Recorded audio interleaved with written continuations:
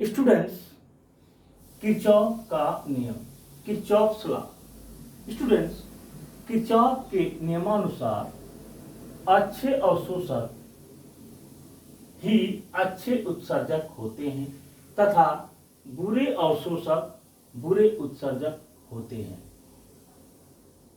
उदाहरण, गर्मी के दिनों में सफेद कपड़े पहनना आरामदायक होता है क्योंकि सफेद कपड़े अपने ऊपर आपतित ऊष्मीय विकिरण का अधिकांश भाग परावर्तित कर देते हैं, जिससे सफेद कपड़ा पहनने पर हमें कम गर्मी लगती है। स्टूडेंट्स, इसके विपरीत सर्दियों के मौसम में रंगीन कपड़े पहनना अत्यधिक आरामदायक होता है क्योंकि रंगीन कपड़े अपने ऊपर आपतित ऊष्मीय विकिरण का अधिकांश भाग अवशोषित कर लेते हैं, जिससे हमें अत्यधिक गर्मी लगती है, जो कि सर्दियों के दिनों में आरामदायक होता है।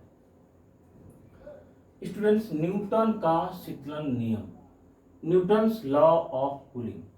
स्टूडेंट्स, वैज्ञानिक न्यूटन के अनुसार किसी वस्तु के ठंडा होने की दर वस्तु के ताप तथा उसके परिवेश अर्थात वस्तु के चारों ओर के परिवेश के ताप के अंतर के समानुपाती होती है। सपोज किसी वस्तु का ताप T1 है और इसके परिवेश, इसके चारों ओर के वायुमंडल का ताप क्या है आपका T2 है, तो इस वस्तु के ठंडा होने की दर, वस्तु के ठंडा होने की दर वो proportional to T1 minus T2, T1 minus T2।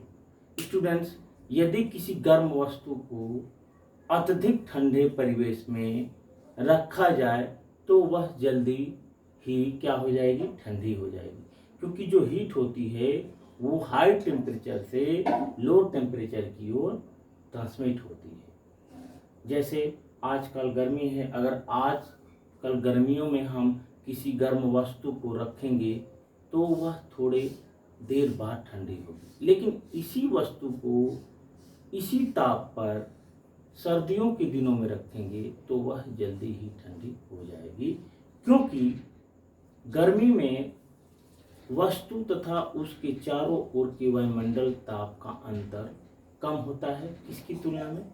सर्दियों की तुलना में। सर्दियों में वस्तु का ताप तथा उसके चारों ओर के परिवेश का ताप का अंतर अत्यधिक होता है, इसलिए गर्मियों की अपेक्षा सर्दियों में जो वस्तुएं होती हैं वो जल्द ही ठंडी हो जाती है।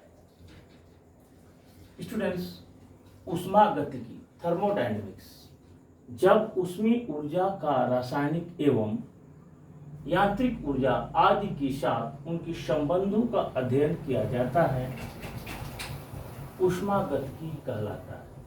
स्टूडेंट्स, ऊष्मा का यांत्रिक तुल्यांक, जब कभी यांत्रिक ऊर्जा का ऊष्मा में या उसके यांत्रिक कार्य में रूपांतरण होता है, तब कार्य तथा ऊष्मा का सदैव एक निश्चित अनुपात होता है। यदि Q कैलोरी ऊष्मा से W कार्य किया जाता है, तब जूल के नियमानुसार J इक्वल टू W/Q, जहाँ J एक नियतांक है जिसे ऊष्मा का यांत्रिक तुल्यांक कहा जाता है तथा इसका मान J बराबर 4.18 इंटू 10⁻³ जूल प्रति किलो कैलोरी या 4.2 इंटू 10⁻³ जूल प्रति किलो कैलोरी होता है। स्टूडेंट्स, जो ऊष्मा का यांत्रिक तुल्यांक होता है उसे J से डिनोट करते हैं, जो कि ऊष्मा गतिकी में कार्य तथा ऊष्मा की मात्रा कैलोरी में Q के अनुपात के बराबर होता है। J बराबर W/Q, जहाँ J एक नियतांक है जिसे ऊष्मा का यांत्रिक तुल्यांक कहा जाता है तथा इसका मान J बराबर 4.18 इंटू 10⁻³ जूल पर किलो कैलोरी या 4.2 इंटू 10⁻³ जूल प्रति किलो कैलोरी होता है। स्टूडेंट्स, आयोग कभी कभी ऊष्मा का यांत्रिक तुल्यांक J का मान एग्जाम में पूछ देता है। सो आपको ऊष्मा का यांत्रिक तुल्यांक के मान को याद रखना है। ये कभी कभी आयोग द्वारा एग्जाम में पूछ दिया जाता है। तो student, I think you understood. Thank you so much, you learn it.